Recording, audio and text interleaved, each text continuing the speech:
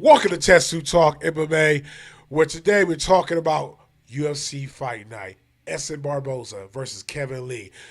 I can't wait for this one. Two guys that's, trying to get the brass ring, was always almost there, and or should I say the gold belt, and it got pulled away from them because they didn't reach to the opportunity. They didn't pull it off. They just got, the rug pulled out from under them. So we'll get into that. But first, I got to introduce, like I said, Sugar White Mike. I called him the encyclopedia of wrestling, pro wrestling. This guy is an encyclopedia of sports all around. The one, the only. That's why they call him the man next to the king of thrones, Prince Dunn. What's going on?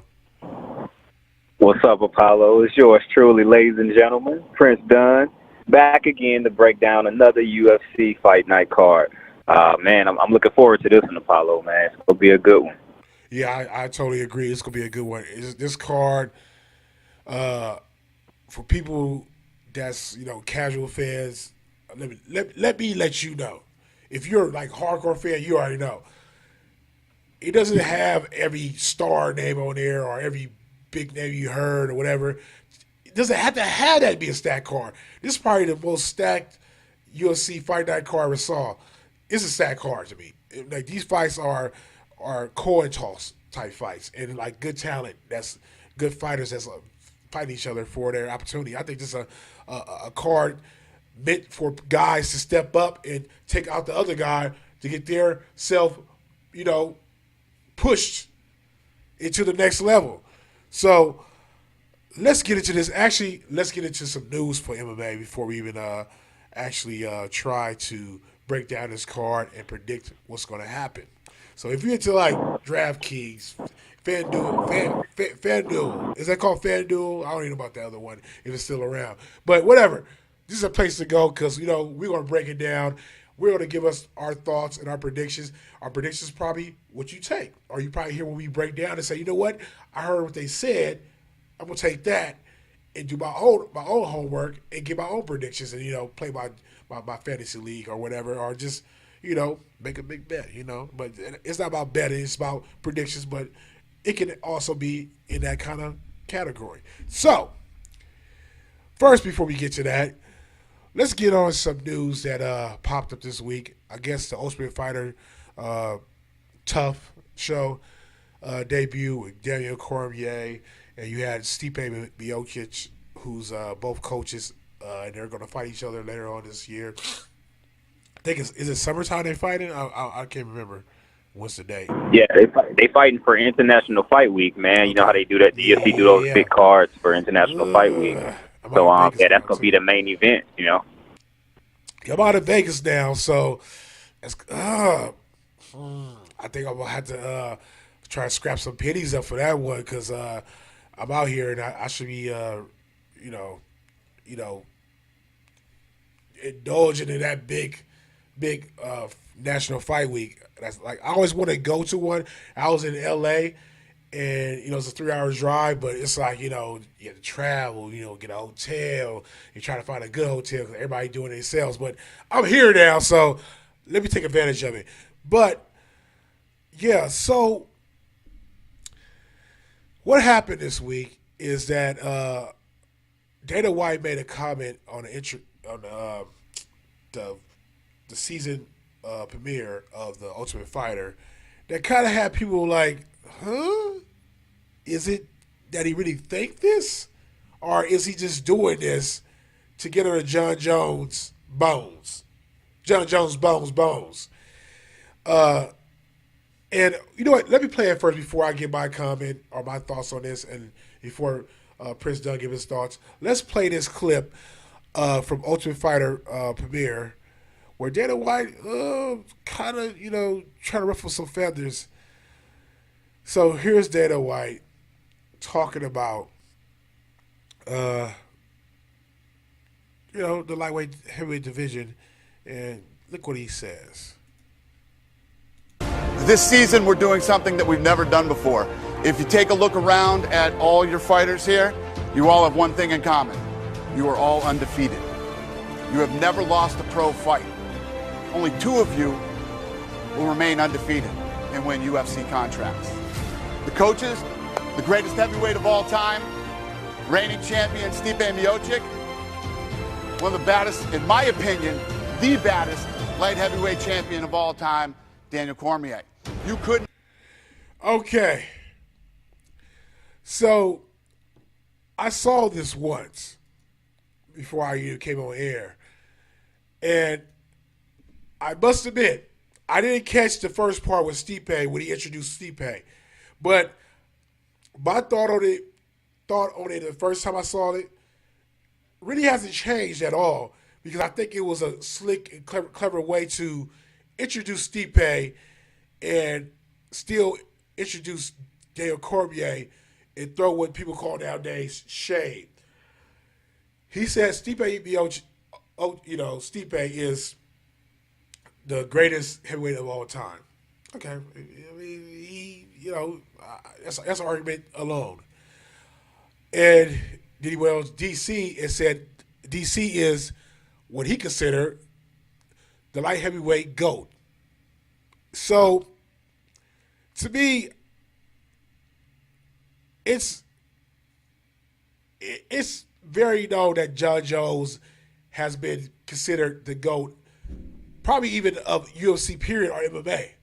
So let alone the light heavyweight division. So for him to say that, regardless how he introduced Stipe, it went into Daniel Cormier and he gave Stipe his props to the highest degree, and to give Daniel Cormier his props to the highest degree, that was I feel like was a blow at John Jones, who he's very upset with his actions and ways he handled his business and lifestyle. I mean, what do you see about this, Prince Dunn, that makes you? What do you think about this? How do you take this whole breakdown by Daniel White introduction of these guys? That's the way I look at it. I look at it from like a psychology, sociology standpoint, and it's Right. Dana's way of trying to sell the fight that's upcoming. And he's going to try to sell it as the greatest heavyweight of all time, which Stipe has that mantra, because I mean he's beat everybody that he's faced. He's beat a who's who in the heavyweight division, and he's defended the belt more than anybody, more than Kane, more than anybody that's ever held that belt. So he is technically the greatest heavyweight the UFC's ever seen. You know, the proof is in the pudding, even though we don't want to say that or we don't feel that way, some of us, but that's the proof. So he's trying to build up the fight, you know, from a promotional standpoint, and also by saying DC is the greatest light heavyweight. In his opinion, that's a key word. He said his opinion. True. In my opinion. True. He said, my opinion. Everyone is entitled to their opinion. And, you know, in his opinion, he said DC is the greatest light heavyweight of all time. And so that's a way for him to try to promote and sell the fight. But in addition to that, man, it's hard to say John Jones is the greatest of all time. Man, Right. What, 2-3 times? They're like if you get caught for steroids, like this is how I look at steroids, man. If you get caught for steroids, that means that you pulled the wool. You got away. That means that you got away with. If you get caught with steroids, that means you got away with taking steroids. Because no one takes steroids one time and get caught. Right. No one takes steroids. Oh, he took it twice his whole life and got caught. John Jones. No, that don't work that way. You know what I mean? So that's the way you have to look at it as well. You know. And once John Jones come back, they gonna try to make it seem like, oh, it was dick pills, or it was this, it was creatine, or whatever bullshit they try to come up with to try to repackage him and sell him to the masses. Because when the masses hear steroids, they're done. You're a cheater, you know? Right. You're a cheater, and you're knocking people out and kicking them in the face. Right. So, no. Yeah, like you said, to the masses, it's like that. To me, it's funny. The other day I was talking to somebody, he was talking about Barry Bonds. And this is my intake on it. It depends on the sport or what you're doing. This is how I feel. Yes, it does enhance your performance ability. But to me, I feel certain sports, regardless of simple fact, it's physics too. I feel like certain people have physics to accomplish their skills of doing things. No excuse for Barry Bonds. I'm a Giants fan. I'm from Frisco. Of course, it can come off like I'm being biased. Yes, he probably could hit it a little bit harder. You know what I mean? I'm not saying that. But the way he hits it is physics.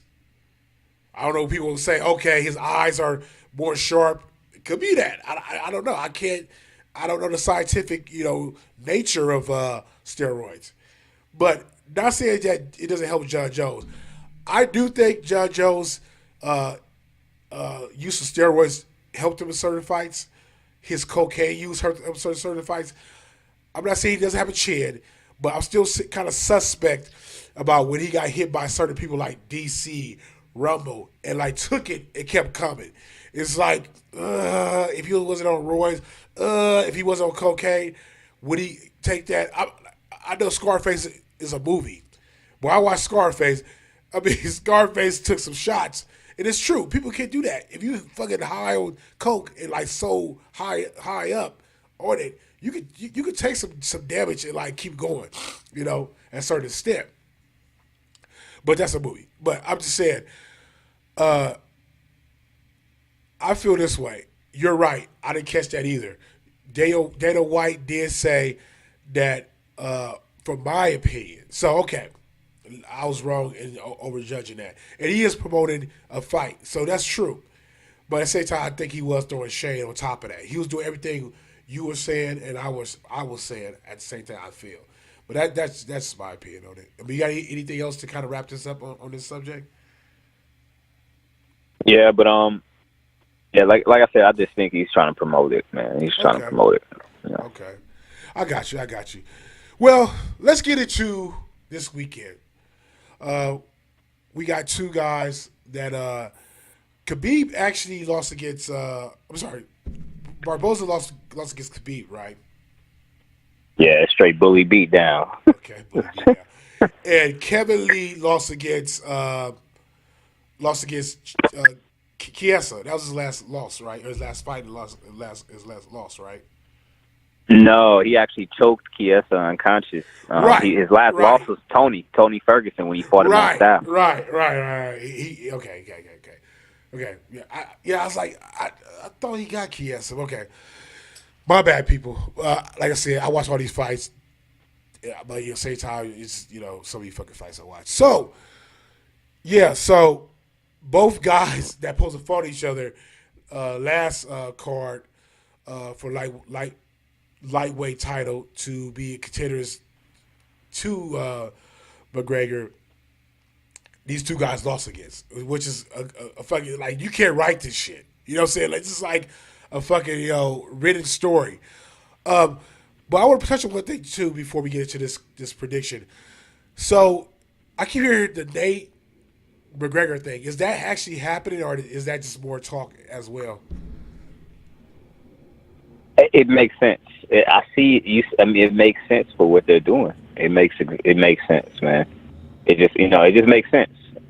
For McGregor, Diaz? I strongly believe that Tony Ferguson and Khabib will be rebooked. That fight's gonna be rebooked, man. And I think Conor's gonna fight. He's gonna fight Nate Diaz, man.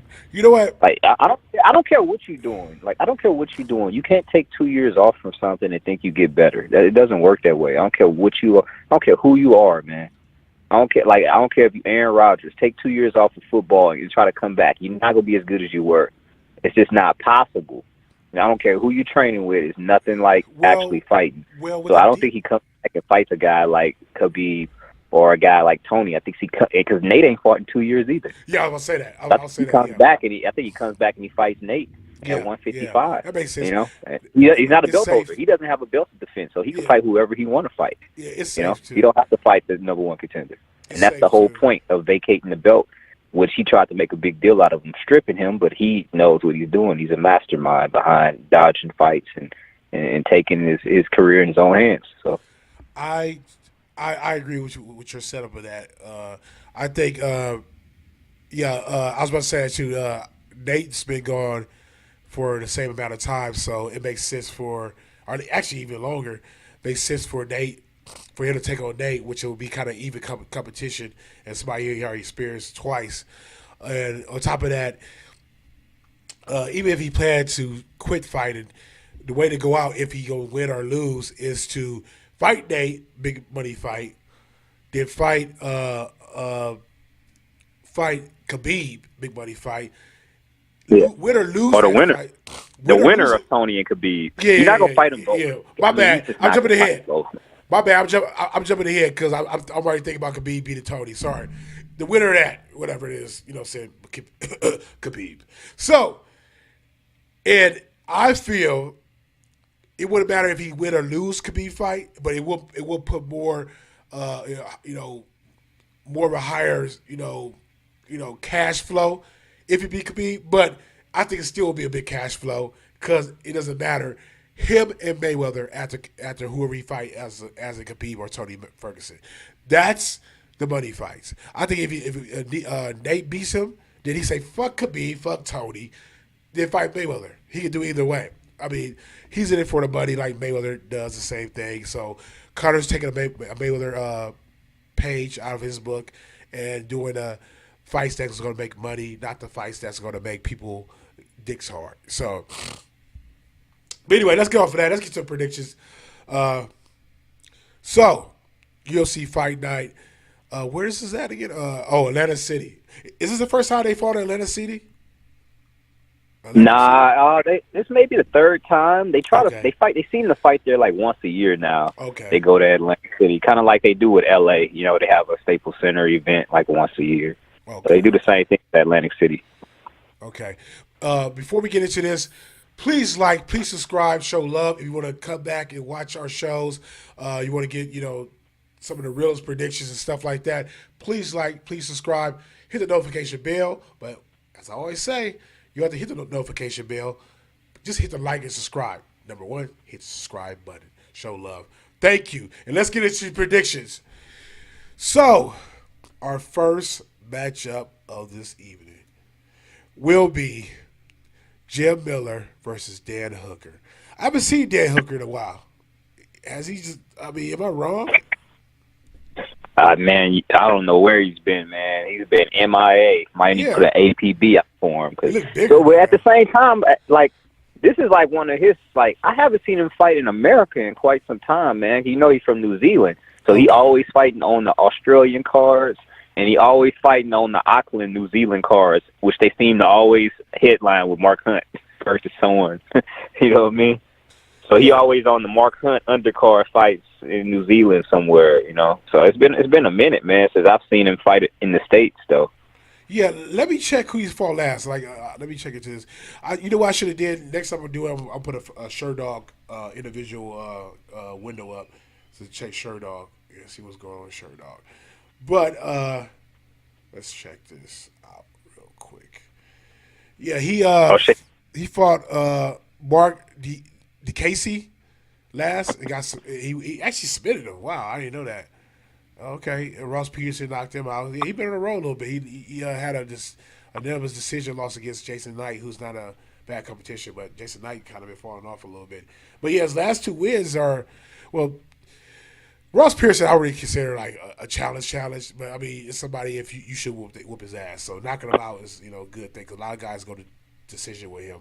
But Mark DeCasey, he's legitimately a good striker. So for him to get on the ground and submit him is a big thing. So yeah, his last loss. His last. Let me see this right quick. Oh, okay. Actually, it was like a couple months ago, December. So my bad. I thought it was like longer than that. I probably just didn't cross my mind. So yeah. So Dan Hooker faces Jim Miller. I'll give my predictions first. I'm going to take Dan Hooker this way. Jim Miller, I like him. He's a tough, scrappy fighter. But I totally think Dan Hooker has, more advanced skills of this age. And I think Dan Hooker is going to probably he can finish him. I don't see Dan Hooker actually having too many issues with Jim Miller. Jim Miller, to me, I feel like is one-dimensional. He's more he's best to fight a fighter that's less, unique than Dan Hooker. That's my prediction. What about you? Yeah, man, I'm taking Dan Hooker as well. A guy like Jim Miller, he's been fighting for quite some time, and he hasn't won a fight. He hasn't won a fight since UFC 205. Really? UFC 205. Yes, UFC 205 was the night where Conor McGregor became a two-weight division champion. That was almost 2 years ago, man. He hasn't won a fight. He's still been fighting now, but he hasn't won a fight in almost 2 years. Right. So that's a problem, you know, especially with a legend like Jim Miller, who's been fighting for quite some time now. And so I just don't see him coming up, you know, on the winning side in this fight. So I'm gonna take Dan Hooker. I'm gonna take him by decision, though. I don't see him finishing Jim Miller. Jim Miller is not an easy guy to finish. You know, very few people have ever finished Jim Miller. You know, Brazilian Jiu-Jitsu black belt. You know, very, very, very good wrestling, and very, like, I guess you could say, fundamentally sound as far as his striking. So he's not sloppy. Everything's tight. Everything's down the pipe. So a guy like Jim Miller, he's a tough out for anybody, but I think his best days are past him. So I'm taking Dan Hooker by the decision. Yeah, I totally agree with you. Like you already agree with me. But I totally agree with you on how Jim Miller is very tough and hard to finish, because I see the competition he had in the last couple of fights is, you know, Dustin Poirier, Anthony Pettis, Francisco Trinaldi, all good fighters. But for him to just, you know, but that was his decision. He got outstruck and, you know, kind of got a beat down a little bit. Not beat down, but, you know, he's getting outstruck. And I think Dan Hooker got pretty much better striking than some of these guys. So I think he's as elite as these guys in striking. So I think he probably could finish him, to tell you the truth. But, yeah, Jim Miller's a tough son of a bitch, so it's going to be hard to pretty much finish him. But, yeah, so let's go to our next fight of the evening, which will be none other than, you know what? Go have the fun, man. Your boy. It's your boy with the Gumby fade. You feel me? So East Coast. My man, so East Coast. Aljamain Sterling versus Brent Johns. Well, Aljamain, he gonna come out there with the Gumby fade, man. You know, bringing us back like it's 1995 in here. The reason why I inhale and exhale without Aljamain Sterling is because he has potential of being, you know, a name in his division, but I don't know. It's like when I hear Matt Serra in his corner every fight, come on, Algie, come on, there you go, Algie, push down the leg, Algie. It's like, to me, it's just like every fighter has somebody in the corner calling shit for him, but it's like when Matt Serra calls shit for him, it's like he knows that this kid got skills, but he doesn't know how to put it together. So he always going. Like, you don't need the fucking UFC small window of the corner. You hear fucking Matt Serra yelling the whole fight, every fight. Come on, Algie. There you go. Breathe in, breathe out. Yeah, it's because, like, I think Matt Serra knows, okay, this kid got something. But he doesn't know how to use his tools the right way. So I got to coach him step by step, 24/7, and make sure he fucking hear me. And to me, that's why it's like it's hard to be behind Aljamain Sterling because I feel just haven't put himself together completely to be a complete fighter. And Brent Johns, I've seen him a couple of times. I think once or twice. I don't know how many times he fought in the UFC yet. Let me check. My bad. But he got good wrestling. And I think once he gets you down, he's kind of like Khabib, not at that as elite, but, you know, he rides you out. And he rides you out for a long time, and he couldn't submit you. And Algie's ground game is not bad. See, I call him Algie like Matt Serra. But I know, right? Call him Algie. But still, I don't think he's as elite of a ground specialist as Brett Johns. So I'm taking Brett Johns, either submission or decision, but I will push it and have some kind of hope in Algie. I'll call him Algie, fucking Algie, and say Brett Johns by decision. And then his decision, just, you know, ride him out with ground and pound. What about you, Prince Dunn? Hey man, I'm gonna have to go on. I'm gonna go on roll with the Funk Master on this one, man. I'm gonna roll without you. I'm gonna roll. Yeah, I'm gonna roll without Jermaine Sterling, man. I feel like he's just a better fighter, and he's fought the better competition. And Right, I feel it's like true. this moment won't be too big for him. I mean, I feel like Brett Johns. I feel like he's a really, really good fighter. And he has an undefeated record, which I don't. I mean, in MMA, if you undefeated and you haven't fought at least 5 UFC fights, then Yeah. I mean that don't mean anything to me, man. Right. But I'm gonna take Aljamain Sterling in this one, and I think he gets it done. I think he gets it done by decision, though. I think he gets it done by decision after coming off that knockout, against Marlon Moraes, where he literally ducked his head and got caught with a knee, like one of those freak situations. And I think he gets the win here. I think he dominates and dominates to a win with his wrestling and control. Well, He might use that Matt Serra Jiu-Jitsu. Put that Matt Serra Jiu-Jitsu on him. Oh, geez. You know what I mean? Yeah, we never know. Might get the submission. We'll see. Yeah, we'll see. We'll see. Love Matt Serra in the corner, though, man. I want Matt Serra to corner me one day, man. I want him to corner me, even if I'm on a treadmill at the 24-hour fitness. I want him to be right behind me. Come on, Prince Dunn. Come on, Mike. Come on, Prince.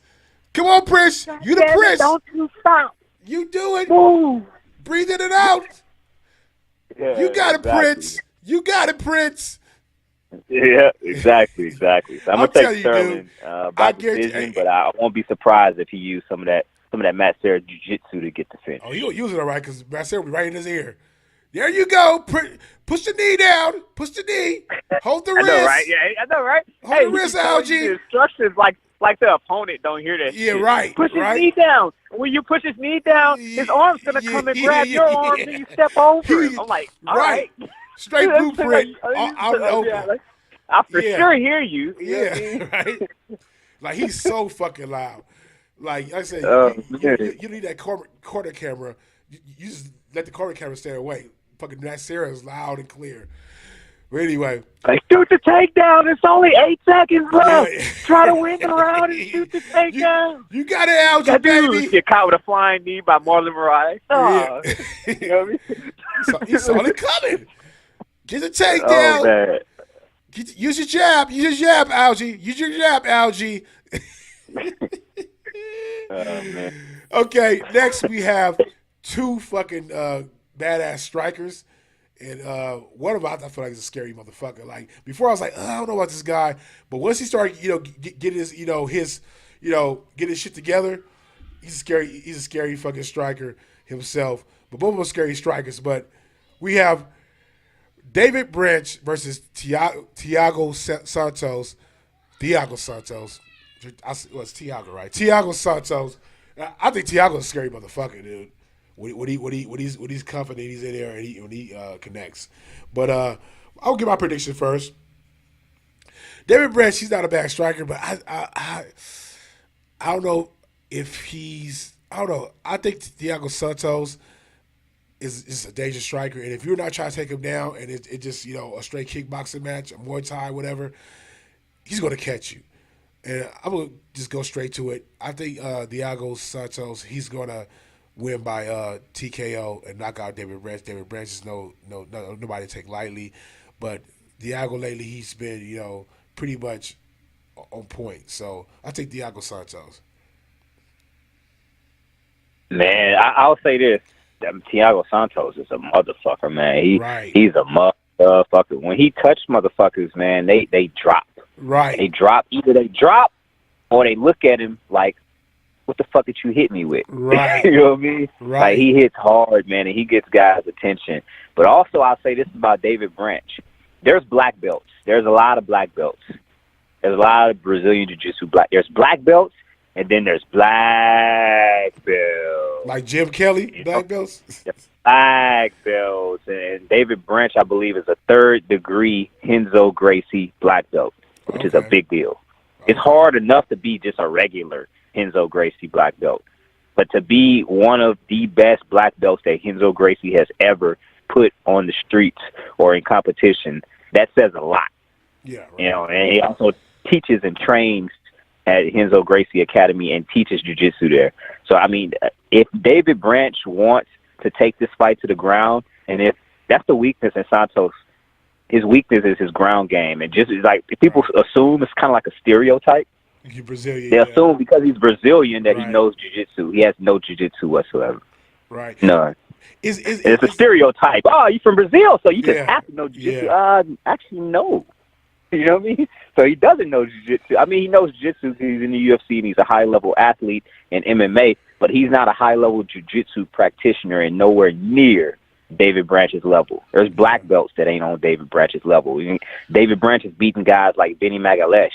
So, I mean, there's guys, you know, elite. And Benny Magalesh is arguably one of the best jiu-jitsu practitioners of all time.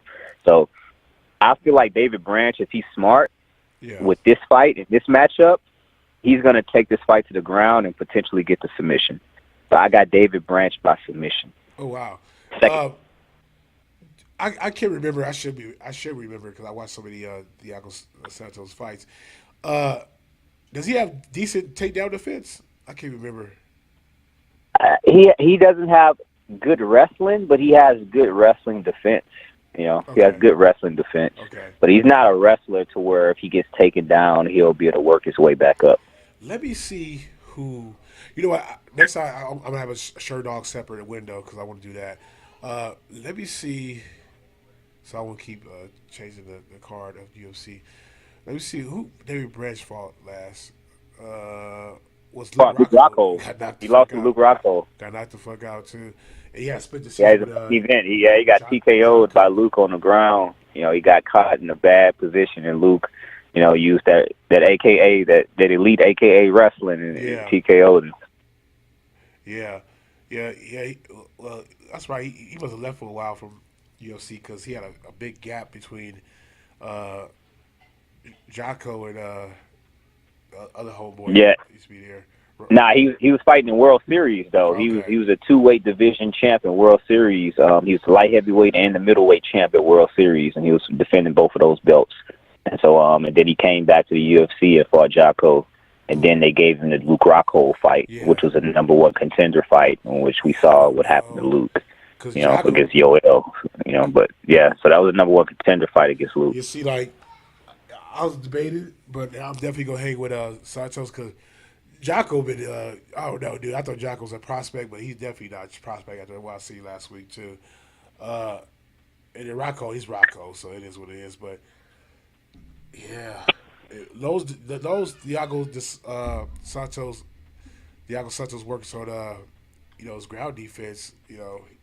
Like not even on the ground. Just I don't think he should get on the ground at all with him. But as in like working on not getting taken down, his takedown defense. Yeah. He should be good. But also, David Branch is a motherfucker standing up, too, man. He has really good boxing, really good kickboxing. But, I mean, his ground game is super elite. Like, if you watched him spar, if you watched him fight and knock guys out, you would assume, oh, man, this dude, he's a boxer, man. He's a jiu-jitsu. He's an elite jiu-jitsu practitioner. And I give Thiago Santos 1 round. He has 1 round to get it done, and not even a whole round. He has like the first 3 minutes and 48 seconds to get it done, because after that, it's going to be like a tidal wave. It's going to be a straight takeover. Because he does have power in his hands, and he is very athletic and quick, and he's real good at disguising his combinations. So I give him 3 minutes and 48 seconds to catch David Branch. If you don't catch him within that 3 minutes and 48 seconds, David Branch is going to put his movement, put his speed, put his timing into the computer, and he's going to take over like a tidal wave. So do you think David I saw, this last 2 fights or whatever, I think David Branch was trying to stand with him. I don't think he going to try to go for a takedown too soon. I forgot, doesn't Thiago got bad cardio a little bit? I can't remember. I think he got... I don't know, man. He knocked motherfuckers out in the first round. So, you feel me? He don't get to it. Like, it's very, very, very seldom that this man goes to decision. He does not go to decision. He's more like a kill or be killed type of fighter. Like his 2 losses, Gegard Mousasi TKO'd him, and Gegard don't knock nobody out. He don't even want to knock you out. He must have forced Gegard to knock him out because he was so reckless. Gegard, he could just jab you to a decision. And then he got choked by Eric Spicely. And so, Eric Spicely, who's a Brazilian Jiu-Jitsu black belt, and he got choked by Spicely in Brazil. And so but every single fight he fights is either knockout, knockout, knockout. He get knocked out, submission, knockout, knockout. So he's a kill or be killed type fighter, man. He's not like a Justin Gaethje. You kill or be killed. Yeah, that's what I was trying to figure out because I was like, he had a loss that kind of made me like, oh shit, like I don't think he's that good because like Spicely ain't nobody, dude. I'm sorry, seriously, but. He's not bad on the ground. He's not bad on the ground, but that's what he is. Ground ain't that great, but same time it's like what Spicy did. I was like, oh shit, the Spicy guy probably got something. But after that, he started getting his ass whooped again too. Because Spicy got his ass whooped before that. You thought Spicy was about to turn that corner. I did too, man. Yeah. I was like, okay, he's about to have a resurgence. But seriously. Man. Diego Santos need to fight that motherfucker again, knock his ass out. Because I think he would next time he fight him. But Spicy, ground game ain't bad, so I am not disrespecting that. But I'm saying same time as we lost against Spicy, he kind of threw me off a little bit. But then we came back. I was like, oh fuck that, I'm gonna fucking pick somebody else. You know what I'm saying? Y'all say bow. He fucking knocked somebody. I was like, oh shit, and then bow. He knocked somebody. I was like, oh shit, okay, yeah. So, I forgot he legit. Just Spicy just got came up on one at one time. Anyway, Spicy. I thought he was about to do something, but he ain't about to nothing. Anyway, let's go to our next fight on the main card, and that's Justin Willis, a.k.a. Big Pretty, versus Chase Sherman, a.k.a. the Vanilla Gorilla. And Chase Sherman, he kind of did the same thing that Diego Santos did to me. I was like, okay, this guy sucks. And then he knocked out somebody. Let me see right quick, just real quick. Let me see who he knocked out. He knocked out somebody or stopped somebody. I was like, oh shit, okay. He probably got his cab driver somewhere in New York or something. He probably got his head together. He KO'd. Okay, okay, that's what it was. The hype train from from coming up from the smaller ranks, Rashad Couture. It's not Couture like Reddy Couture, but that Rashad cat. And I was like, okay, fuck, because Rashad cat supposed to be supposed to be a banger. He knocked him out. Then he beat Damian somebody. His name was kind of weak. But anyway, so I thought the Vanilla Gorilla was going to be on a roll for a little while, like Spicely. And all of a sudden somebody just came along and just proved that, say he was what he was before he got those 2 wins. But Justin Willis, he's not bad, but I haven't seen enough of him to feel like he would, take out Vanilla Gorilla. Oh no, let me go check out his shit a little bit. My bad. I should have checked the shit out before we got online, but I gotta check it out now to feel like I could give my straight 100% prediction. I probably have to go back and watch these fights. Man, I'll say this about Chase Sherman, man. Go ahead. I like Chase Sherman. He's an exciting fighter to watch, but it's one of those situations to where the opponents that he's fought, man, a lot of those guys ain't even in the UFC no more. And if you look at a lot of those guys, they just I don't know, man. I think they were kind of given to him to create exciting fights. 2 heavyweights that's going to create exciting fights. That was okay. I don't think Chase Sherman is a good at. One thing I know about him, he does get blown up real quick. If Justin Willis, I can't remember if he get blown up a lot either. I think he kind of does a little bit after round 2. But at the same time, he has wrestling. So I think he will take down Sherman and dominate him, and probably because Sherman once he get flustered and get his cardio and get gassed out, he's done. So I will take Justin Willis on it. I think he will get this by ground and pound. I won't say submission, but I say ground and pound TKO. Justin Willis. That's my prediction. Hey man, I gotta agree with you, man. I think Justin Willis, aka Big Pretty, aka Buff. I think Buff will get it done, man. I think Buff go get it done by TKO. That's the only way, because this fight ain't going to decision. Like it's crazy. Like you look at Buff and you'll be like, okay, you'll think this guy's cardio is bad, man. Buff's cardio is exceptional. Yeah. Like, his cardio is really, really exceptional. And a guy like Chase Sherman, he looks like he's in shape and he looks good. You know what I mean? The vanilla gorilla. You know what I mean? A heavyweight with a six-pack, and this dude gasses after, like, the first 4 minutes, It's one of those things, So I think Buff gets it done. He too fast. His hands too fast. His wrestling's too good. And he's just an overall better fighter, man. People go learn. They go learn within the next year and a half. Buff is the next thing, the next big thing coming out of AKA. And as I don't know if many of his training partners have went publicly to vouch for him, but I feel like they should and they will soon in the future once their careers have come to an end, and it'll be Buff's era, carrying the torch as the face of AKA. Yeah, like his first fight, I was a suspect, but I was like, okay, he took, he came in there his first fight. I know he probably was nervous and got. Hey, his first fight too. His opponent pulled out a day before the fight, so he fought a dude that they found off the streets somewhere, and I believe that fight was overseas, in Scotland or some shit. And his opponent pulled out that Thursday. They found a new opponent and plugged him in on that Friday. And because it's heavyweight, you don't have to cut no weight. So they found just some random dude in Scotland to fight. So, I mean, that's dangerous because you don't know what the fuck this dude go bring. You don't know if he's a wrestler, a jiu-jitsu guy. You don't know if he's a former boxer or a kickboxer. You don't even know if he's left-handed or right-handed. You don't know if he's a southpaw or orthodox. And Buff still took that fight. He was smart.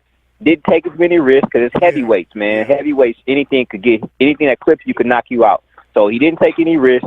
He played it smart. He got the decision victory. And then the next fight, he went in there. He had an opponent that he prepared for, and they went in there and they took him out. Yeah, I definitely see potential with him. I like to see him fight somebody like a Derek Lewis next. That'd be kind of cool. I like to see that fucking fight. That'd be fun. That'd be fun. Man, what people just want to see black on black crime. People just want to see brothers take food out of each other's mouth, man. Well, I mean, if people want to see that, they just go to the hood. And just want to see that. I mean, people, it's America, man. They love the black on black crime, man. Well, next on the card, we have. It's so funny. The two main events. Is this co-main event? It is. The two main events, the main event and co-main event, both have, guys that were potentially in a, title picture, and they both lost, and now they're facing each other to kind of get back in the title picture in their division. And on this one, we have none other than my boy Frankie Edgar and Cub Swanson. I think it's an easy one to pick. I think Frankie Edgar get this, regardless if he lost faster than Cub Swanson against Ortega. But at the same time, I think Frankie just, underestimated Ortega. Kind of like Cub Swanson did too, but I think Frankie really underestimated him. He pressured him, but nobody expects somebody to, you put pressure on him and be all up in his space, up in his, all in his area, expect for him to go for an elbow that actually will have enough power to rock you, which happened to Frankie. I take Frankie winning this by, I can see a stoppage. But I'm going to be safe about it and say by decision, unanimous decision over Cub Yeah, man. After his last fight, I see Frankie coming out there being a lot more methodical, being very, very cautious, very aware. And I agree with you. I think he goes out there and gets the decision victory. It's not his hometown. It's in Atlantic City, but he's from Toms River, so that's close enough. So all his friends, all his family, all his training partners will be out there to support him. And I think he'll feed off of that energy and he'll be able to get the victory. Because a guy like Frankie, we don't know what's next for him, and at any moment he could hang it up. He's a legend in the sport. He's a future Hall of Famer. He's a world champion. And so I see Frankie Edgar getting it done. He's a better fighter than Cub Swanson. Right. If you look at the records, Frankie has proven to be on the upper echelon. And Cub Swanson is an exciting fighter. Love Cub. Big fan of him. I think he's a cool-ass dude. If you look at his resume, he hasn't fought those guys. Well, he has fought guys in the upper echelon, but he has no victories over any of them. The only guys he's beaten is the Artem Lobachs of the world. So, and that's just not going to cut it against a guy like Frankie Edgar. So I got Frankie by the city. So who is Ortega fighting for the title next, or is Ortega waiting for somebody to fight so he get a title shot next, or what is Ortega? Yeah, Ortega's officially fighting for the title against Max Holloway next. Oh wow! Thankfully that Max got pulled out of that fight, because if Max did not get pulled out of that light heavyweight title shot, though not light heavyweight, but lightweight title fight against Khabib, then he probably would have had to take another fight. But since that didn't happen, they'll probably be fighting. I expect them to fight in July or even June for International Fight Week. So we'll see. I don't want to predict that fight. We went to predictions for that fight to come up, but I think if Frankie fought Ortega again, he'd get him. I don't know. I just feel like, because Frankie's good. I think Frankie just was, he had a game plan to, smother him. And I think he did. I mean, nobody expect an elbow in that range at that angle to rock you, or even be executed. Or even be in thought of another fighter. And Ortega showed that he has many weapons and many unique ideas. He's not a normal fighter. Like, he goes for wherever he sees it. He does unique things now. I mean, I think the more his career goes on, you're going to see him doing shit like Anderson Silva, where it's unpredictable shit coming out of his repertoire. But I think Frankie actually could beat him if he fought him again. That's just my opinion. Do you think Frankie ever had if he fought him again, he has a chance of defeating Ortega?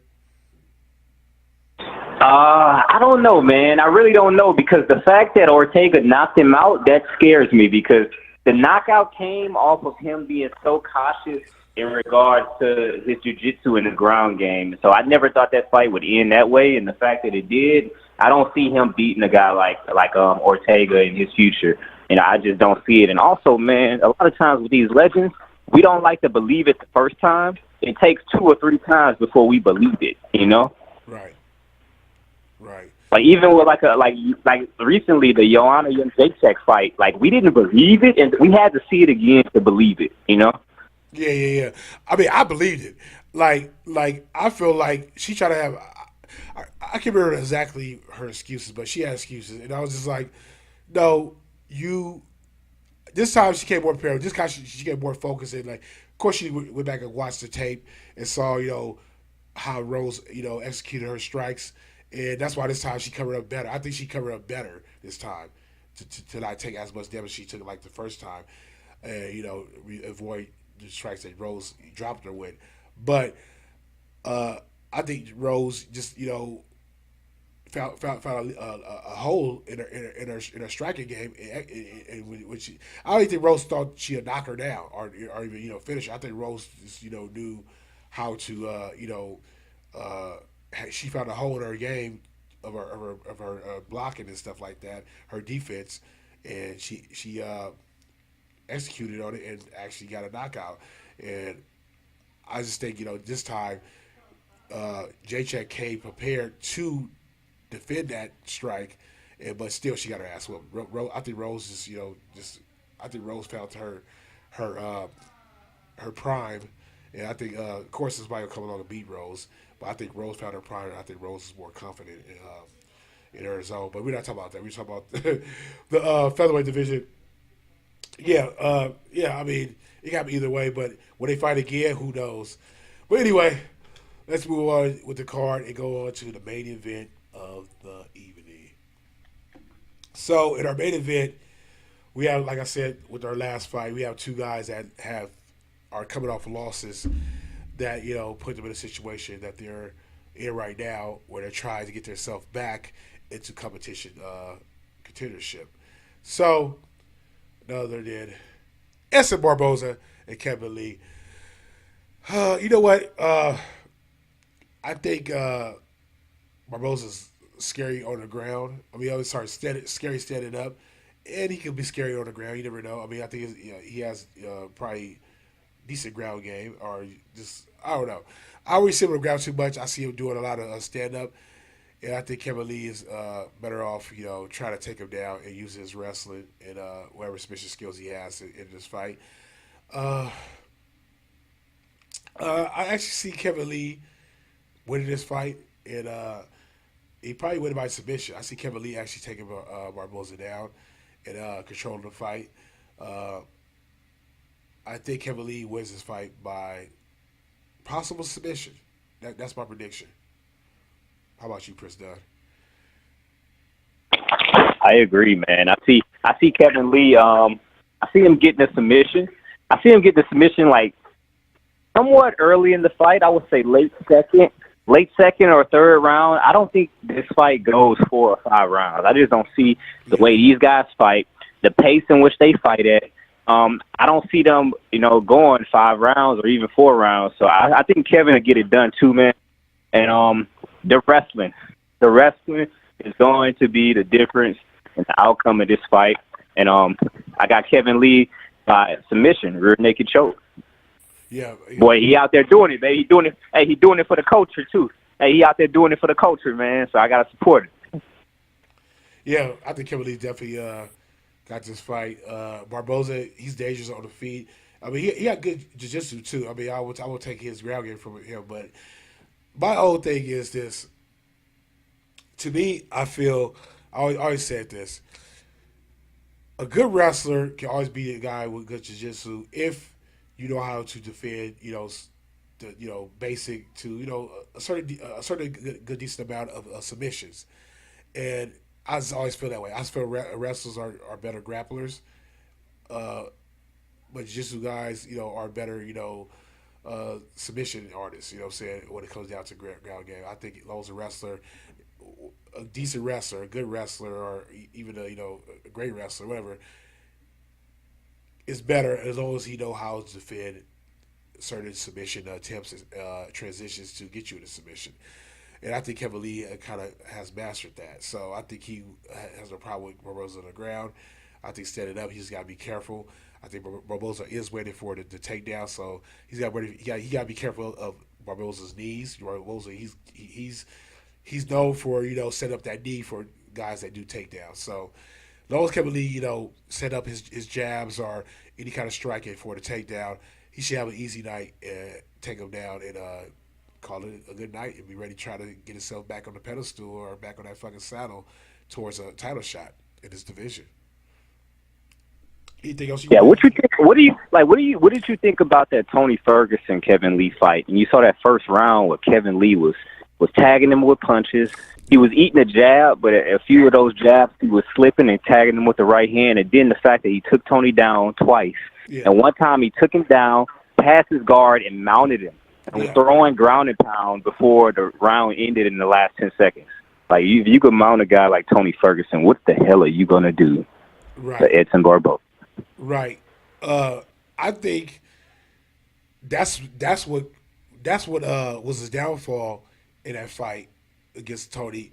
That he got advantages over Tony, but at the same time, I think Kevin Lee hopefully learned for that fight his ego. I think his head got so big that he got too loose, and he got too confident to a point where he opened himself up to be vulnerable to Tony Ferguson, and that's how he lost that fight. But I think if he kept his head strong and was trying to be I think his whole point what he tried to do too is try to showcase that he's better than Tony and try to show off Tony, showboat on Tony, and all he did is put himself in a situation where he lost. So I think he is a good fighter. I think he can get it done. I think he actually can be a contender again. He just got to stay focused, which I hopefully he learned from. And he actually said that in an interview. He said, I was it kind of humbled me. He said that I think in a certain way. I don't know if he said those exact words or he said it in a different point of breaking it down. But he said, he got humbleized. You know what I'm saying? So he needs to hopefully keep that same head.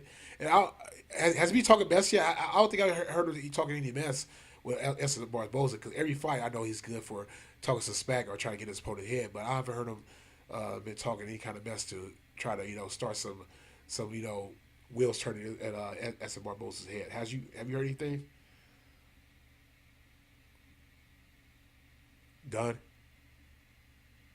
Real cerebral business approach. If you remember, like the UFC press conference, like if you remember, like the UFC press conference that they have, he didn't even show up to the press conference. So the press conference they had right before the Khabib fight, 2 weeks ago, yeah, he didn't show up for that.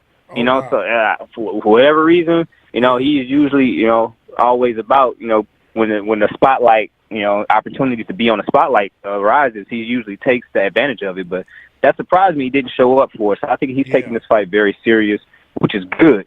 When you see a guy like Kevin Lee like that focused, so I think Kevin Lee gonna get it done, man. I think, like I say, rear naked choke, man.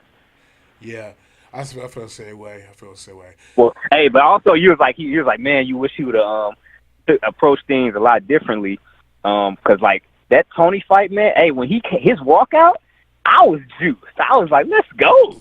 He came out to the T Grizzly.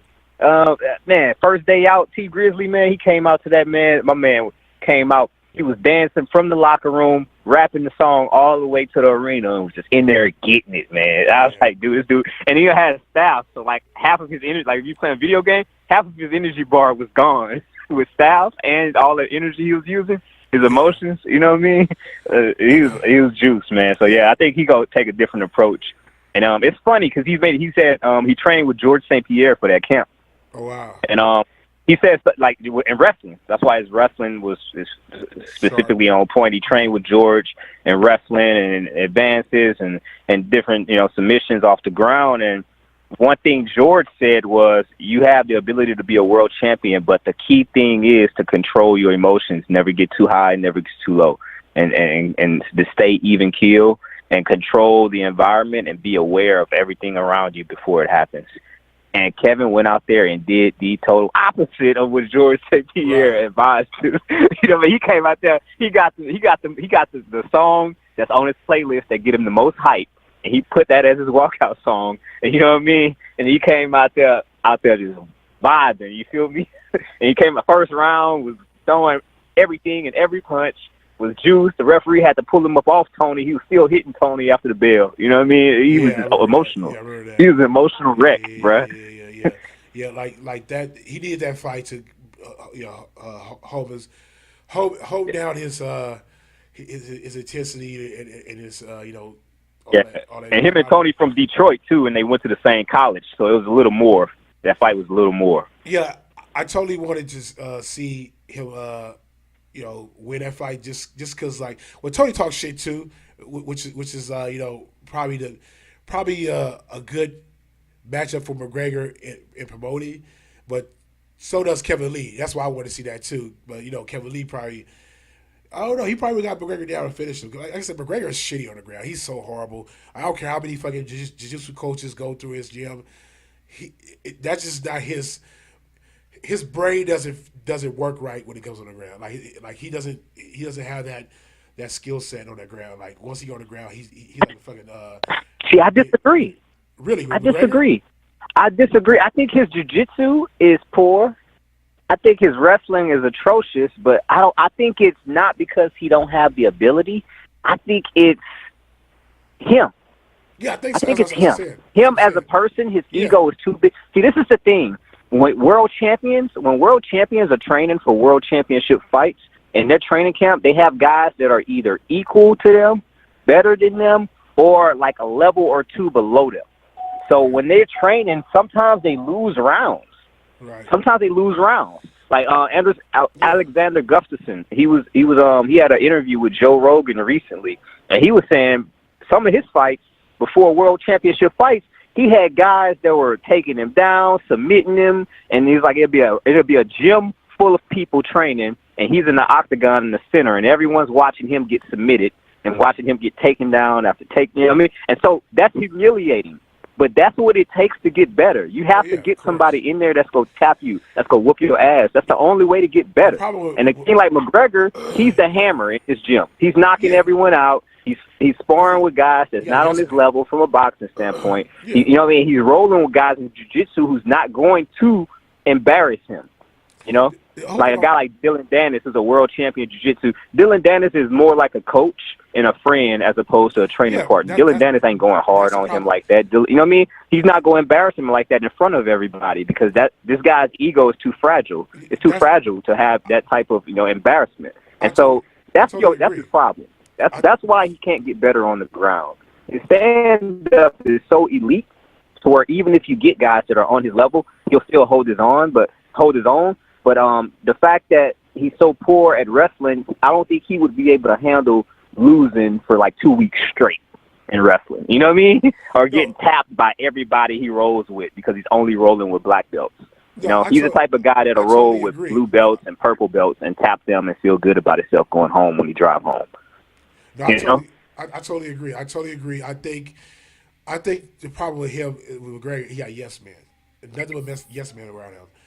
Yep. It's a yes man camp, and instead of helping him mentally and physically get to where he needs to at the next level, it's not because he's staying at the same fucking level. But don't get me wrong, like when he fought Diaz second time, he's going back.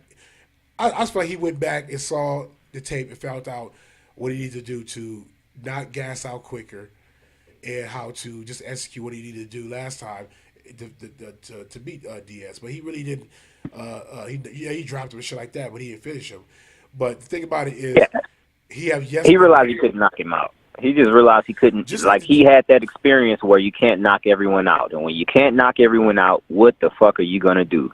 Anthony Johnson's still trying to figure that one out. When he can't knock someone out, he gets choked out. Like DC twice, Josh Koscheck, Vitor Belfort, all of them submitted Rumble Johnson by rear naked choke, every single one. So if he don't knock you out, he's going to give up his back, and you're probably going to submit him by rear naked choke. So that's what you have to think about, guys. It's always the hammer. When they're always the hammer, they usually can't handle being the nail. Yeah. And that's what I like to see in a world champion, when you could be the hammer and you could be the nail, and then you could come back and be the hammer again. That's a world champion. That's what we've seen out of John Jones against Gustafsson. That's what we've seen out of DC against Gustafsson. Like, can you be the hammer, then become the nail, and then can you finish as the hammer? That's a world champion. Right. You know? Anderson Silva versus Chael Sonnen. He got his ass whooped for 5 rounds straight. Whooped. He didn't win a round, and pulled out a triangle at the last 2 minutes when his title and his legacy would be totally different if he lost that fight. And he had lost. The fight was over. He lost the fight. But he pulled out a Hail Mary of a triangle and submitted Chael. That's what you call, that's a champion, man. When you the hammer for 5 rounds straight, getting your ass kicked for 23 minutes, and then you throw up a triangle and get the submission. Yeah. That's what we don't see with Conor. Either he's the hammer or he's the nail, and he's forever the nail. He doesn't come back. No, I totally agree. And no, it's probably like I said, yes man around him, and he just I mean, he kind of like the Diaz brothers too. Like, he just, I mean, they got yes men around him too, but like, he doesn't. Well, I heard he go to other camps sometimes, like, or other little dojos, but he's not going to like real MMA dojos. He's going to like separate like styles type of dojos. You know what I'm saying? Like, I don't think he like to go to anybody camp that's really a legit MMA camp because he feels like he's gonna stay loyal to his actual MMA camp. So like, as long as he keep doing that, he's never gonna learn shit. But like I said, he got that fucking right hand, or whatever it is, whatever handed he is, and he got that to knock people out. But anyway, that's our predictions. Thank you guys for tuning in. Who's tuning in to this Slash podcast cast channel? Sorry, Very tired. Got allergies right now. I can't believe I made it to the show. Please like, please subscribe. Prince, you got anything else to say to wrap this up as well? No, man, I'm just great show. Looking forward to UFC Atlantic City, and hopefully after that fight we have a really good review show. Talking about how Kevin Lee is the next contender for Khabib. Yeah, I like to say that too as well. I think Barboza had his chance. He had his time. Barboza's been here for a while. Kevin Lee is a new, fresh talent, a new, fresh fighter, a new, fresh face, and he deserves to be the person that has his hand raised. So the lightweight division could be. Question is, this is the question I have for you, Apollo, and this is the question I have for the audience. What happens when Khabib fights a wrestler that he can't take down? He's yet to fight a wrestler in the UFC. Everyone he fights are usually strikers or they're MMA wrestlers. Yeah, that's not a purebred wrestler. MMA wrestling means I started training MMA and I learned wrestling, jiu-jitsu, and everything else at the same time. Right. He's never fought a purebred wrestler. What happens when he fights a purebred wrestler? That's quicker, that's faster. Yeah, that's something to think about. My answer to that, I don't have an answer. I can't wait to see it. Hopefully it happens. Hopefully Kevin Lee has a hand raised and he gets it done. I think he will. But anyway, once again, please like, please subscribe, please subscribe, please subscribe, please subscribe if you like this channel, so you can come back, hit the notification bell if you want to know when we got updates of our uploads of videos. And as always, I tell you people, please keep it Tesla.